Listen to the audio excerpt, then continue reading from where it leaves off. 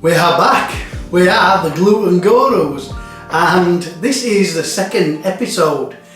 If you've watched the first episode, then this is something slightly different. This is basically a sandwich, a chicken, watercress and orange sandwich. And some of you may even be thinking, well, anybody can make a sandwich. True, they can, but this is gluten-free and it's going to be really tasty. We're both looking forward to this one, aren't we, Sam? It's going to be a lot easier than the popcorn chicken to prepare, but you know, it's still going to be another tasty meal. Before we start, we're just going to pick up on the price of gluten-free food. Now, I'm not a coeliac, so fortunately I can pretty much buy anything from the supermarket at any price. Now my daughter Samantha, a lot of time you won't have that choice, will you? No. And the prices? Yeah, I mean they are a lot higher in most cases. For example, bread, gluten-free bread is like double the price, if not more, of normal bread. The thing is, what makes it so expensive? And that's the thing. I think you've even asked the question before, haven't you? And you've never really have you got an answer? No, I mean, to me they're taking stuff out. So surely we shouldn't have to pay more for less ingredients. But it is what it is, and unfortunately, you know, companies are looking, I suppose, at a niche market really, and they're charging sometimes quite extortionate prices, and it's wrong. So we just want to highlight that in this episode. You know, the price of gluten-free specific food, it is high, it is expensive. And you know, our Sam's household, she has got a fiance and she's got 2 kids. She's got a boy, Noah, and she's got a daughter, Winnie. And you know, that's 4 mouths to feed using gluten-free food, because they've kept this household completely gluten-free. That way there's no cross-contamination. Visitors to this household are asked politely to wash their hands as they come in, quite rightly, because you know, I may be handling food which could affect my daughter and her son's health. So, because nobody's a coeliac as well.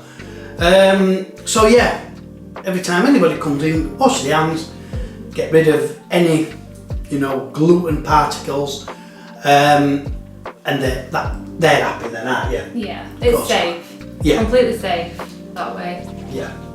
So anyway, join us, have a cup of tea, sit back, relax, and watch this new recipe. And this is the chicken, watercress and orange sandwich. Right, so here we've got some gluten-free multi-seeded farmhouse bread by Genius, a gluten-free brand. We've got some Lurpak with just butter, any butter will do for spreading. We've got extra virgin olive oil, which again you can pick up anywhere. Sea salt, ground black pepper. We've got some watercress and a spring onion, just one. We've got a garlic clove, again just one orange, and 1 chicken breast sliced into 2. So firstly, we need to make a marinade for the chicken, which obviously is the orange marinade, with just a couple of ingredients. So going into this marinade, you're going to have your orange. We're going to squeeze half an orange, we're going to squeeze the juice out into the bowl. We're going to have the chopped garlic or crushed garlic, bit of black pepper, and we've got some extra virgin olive oil. So for starters, in fact we'll start with the orange. I'm just going to squeeze it, and I'm just going to squeeze it through my fingers. Fingers are clean, but this is just to catch any pips. I want to squeeze as much as I can out of that.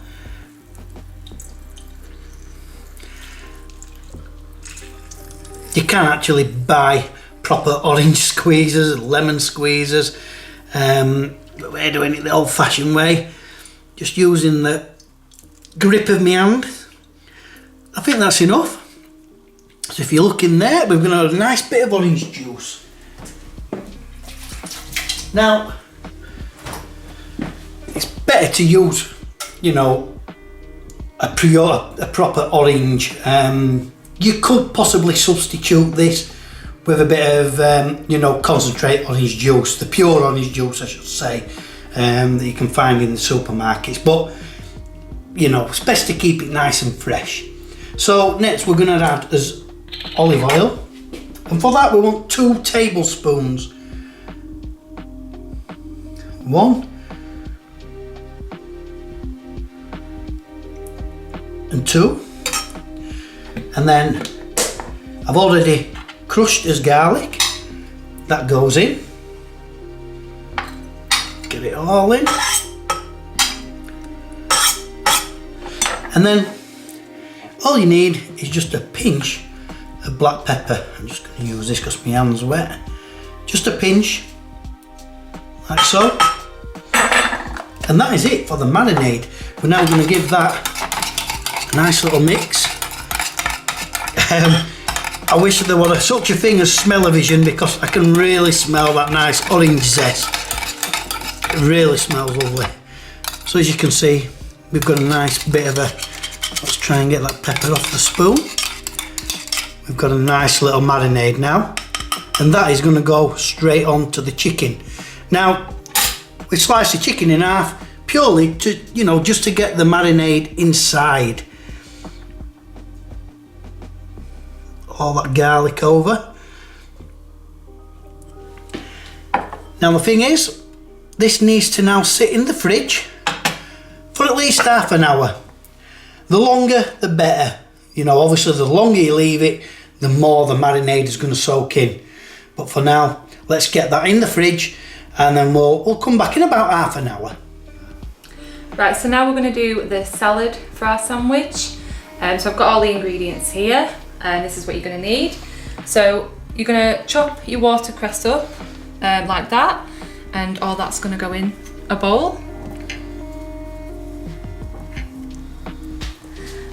We've got some spring onion, which we'll need chopping and placing in the bowl too.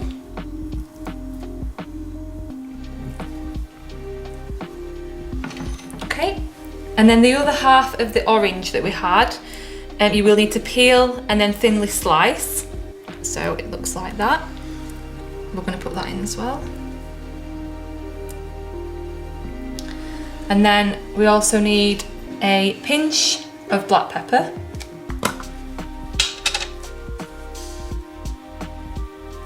It's just a good pinch. And same with the salt. So again, a pinch of salt. And then last but not least, the extra virgin olive oil. You will need 1 tablespoon.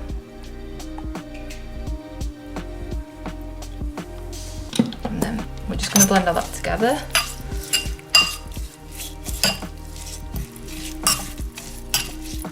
So you've got a nice salad.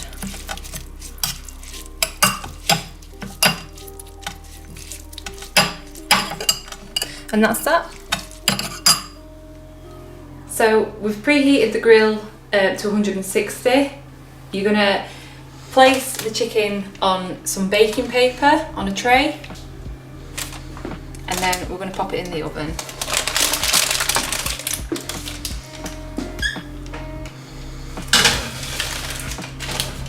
And that's going to grill. Yeah, and we're gonna leave that to grill for 5 minutes on each side, or until cooked.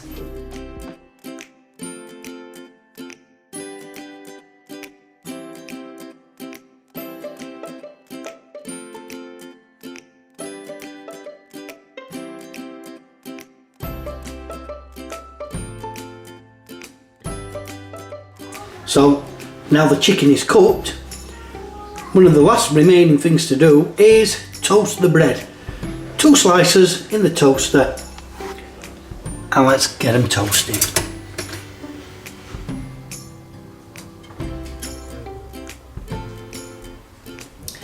Right, so we've got his toast here. You can either butter it or not, entirely up to you. And we're just gonna build it up now with our chicken. This is gonna go on first.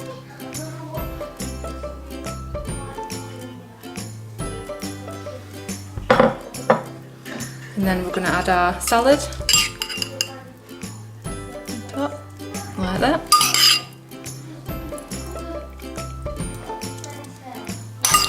Obviously entirely up to you how much you add. And then put that together.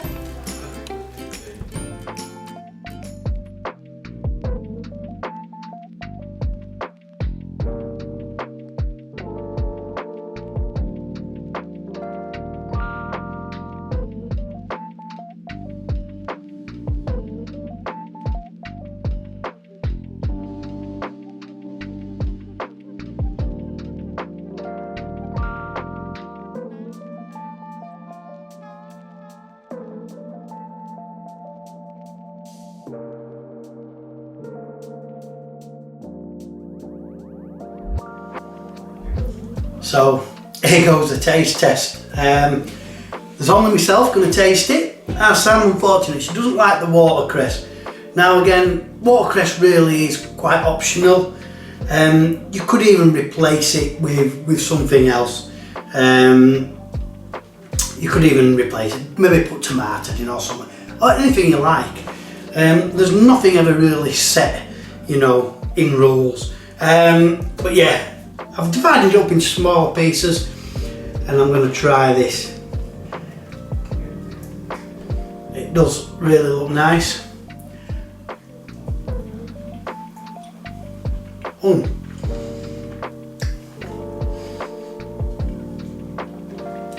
That orange flavour is bursting through.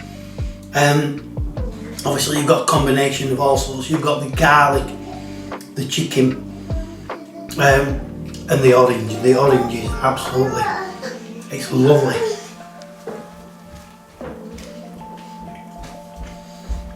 And the bread being toasted just gives it that extra little bit of crunch.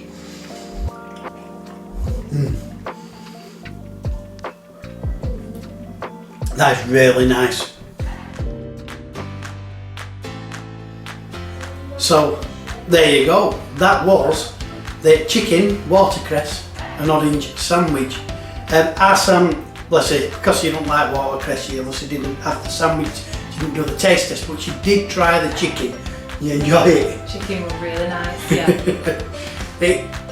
Weirdly enough, the orange wasn't that overpowering on the chicken, was it? It was just a subtle in, but then you've got the garlic comes through.